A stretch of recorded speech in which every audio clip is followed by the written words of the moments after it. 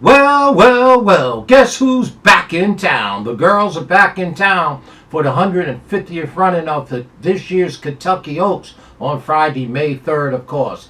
And as always, it is a dynamic field for sure.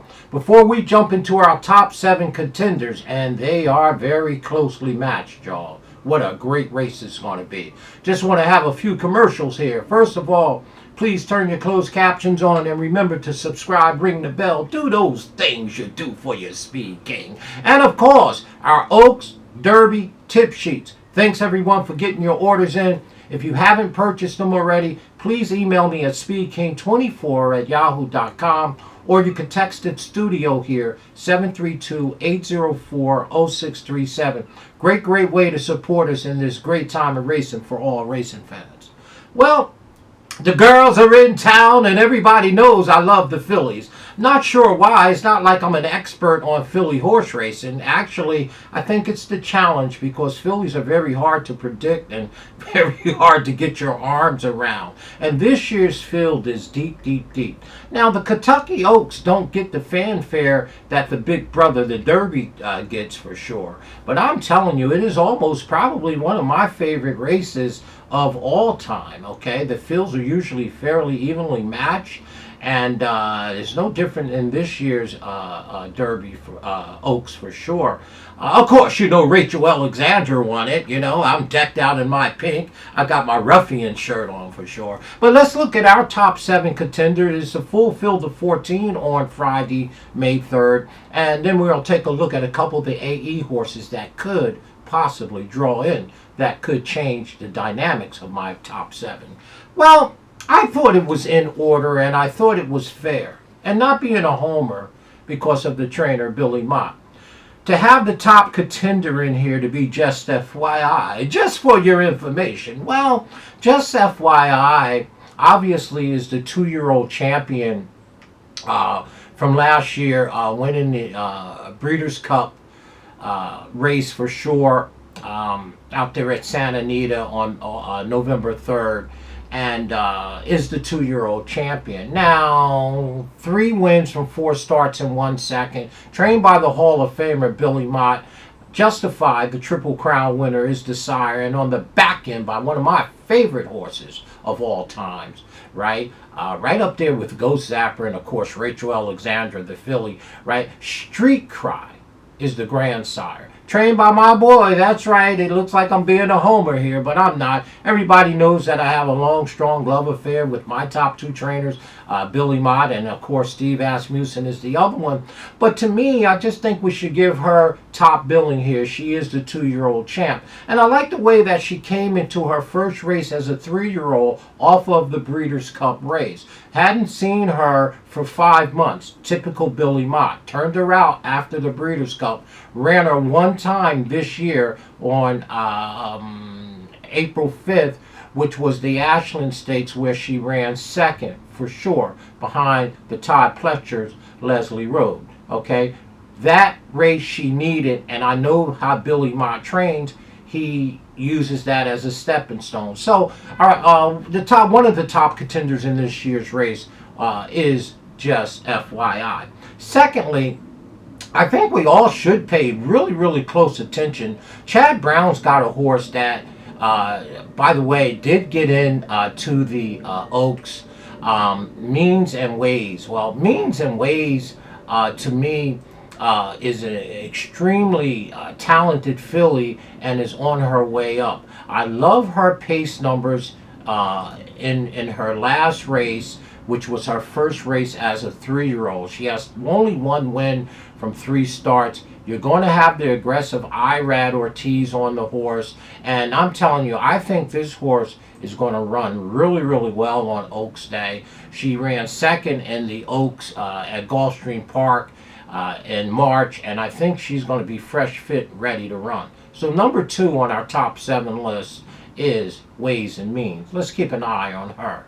And we better not look past the actual Ashland winner for sure, Leslie Road. I don't know how you're going to do that.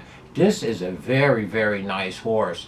Okay, now Todd Pletcher did have that candy in the race in the Ashland, but Leslie Road, your Ashland winner, deserves a lot of attention in this race. Even though she is third, we're not picking our winners here.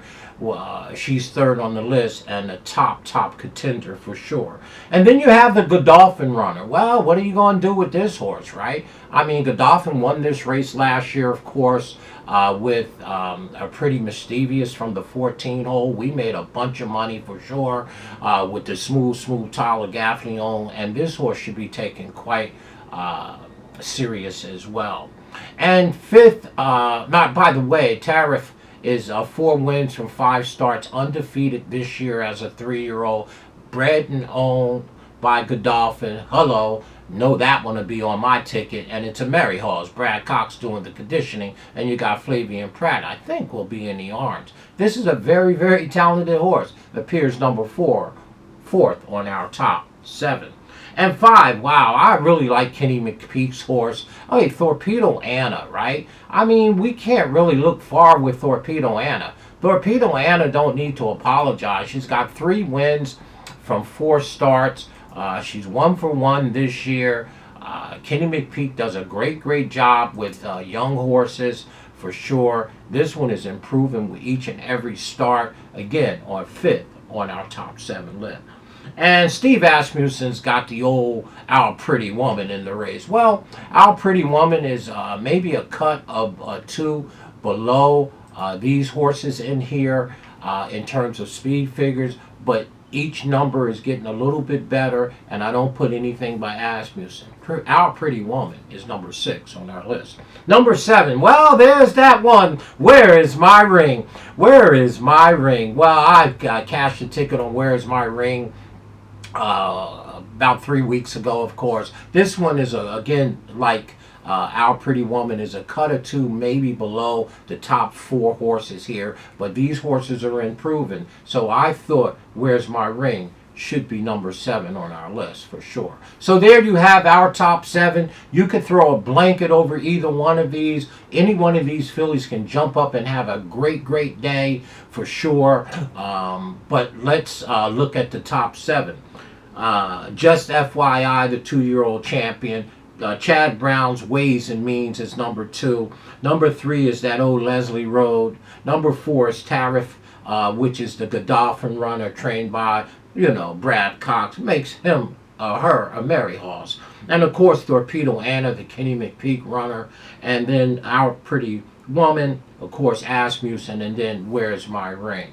I thought it was important that we also look at 2 or 3 of the AE horses that are sitting on 15 or 16 that could scratch in if someone up top scratches out, okay? AE horse, Candy, right? That's a Todd Pletcher runner, y'all. Todd Pletcher could have Leslie Road and Candy. Candy was the favorite in the Ashland, ran 4th that day. And don't be surprised if Todd Pletcher could win the Kentucky Oaks and the Kentucky Derby, right? I'm just saying, for sure. And also he has that Mamena Gold, and Cox has a horse that's like 17th or 18th Impel. So if somebody scratches in, it could change our top 7 for sure. I love the Kentucky Oaks because I like to play the Oaks Derby double, and I like to weigh them. I have $20, $40 doubles on my top picks that I like. Typically, when I get to the Derby, I don't have to bet the body of the race because I'm usually sitting there with a very healthy double in one form or another. And then you have that pick 3, the Oaks on Friday, and then the race right before the Derby, the turf race, and then the Derby. I always play that pick 3. Oaks, that turf race before the Derby on Saturday, and then the Derby. So it's a great betting race to bet an Oaks Derby double. That way you can weigh it. Horses that you may not be crazy about, you could bet $1 or $2 in the double just to cover them, and it's a bunch of fun. But there's our top 7. You know what it is. Let me know what you think.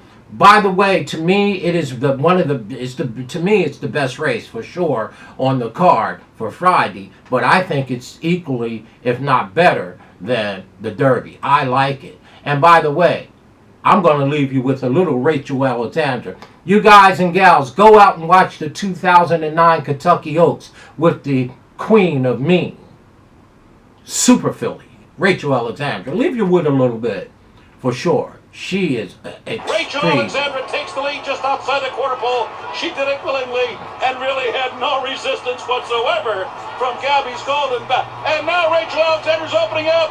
5 lengths on the field. 6. Oh, a tour de force by the Super Filly. Rachel Alexander. Kevin Burrell isn't moving a muscle on her.